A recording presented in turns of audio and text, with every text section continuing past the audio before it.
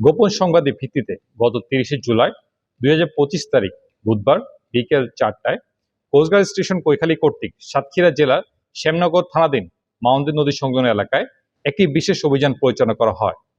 অভিযান চলাকালীন আভিযানিক দল একজন সন্দেহজনক ব্যক্তিকে থামার সংকেত প্রদান করে। উক্ত ব্যক্তি সংকেত অমান্য করে পালানোর চেষ্টা করে এবং আভিযানিক দলের উপর আক্রমণের উদ্দেশ্যে অস্ত্র তাক করে। অতঃপর আভিযানিক দল আত্মসমর্পণের আহ্বানের উদ্দেশ্যে 2 রাউন্ড ফাঁকা গুলি ছোড়ে। এই সময় সন্দেহজনক ব্যক্তি তার সাথে থাকা একটি ব্যাগ ফেলে রেখে বনের ভিতর পালিয়ে যায়। পরবর্তীতে ব্যাগটি তল্লাশি করে একটি 1 নলা বন্দুক, 2 রাউন্ড ফাঁকা কার্তুজ উদ্ধার করা হয়। জব্দকৃত অস্ত্র এবং গোলা বারুদ সমূহ পরবর্তী আইনানুগ ব্যবস্থা গ্রহণের কার্যক্রম প্রক্রিয়াধীন রয়েছে। দেশের আইন শৃঙ্খলা পরিস্থিতি স্থিতিশীল রাখতে বাংলাদেশ কোস্টগার্ড কর্তৃক ভবিষ্যতে এ ধরনের কার্যক্রম অব্যাহত থাকবে।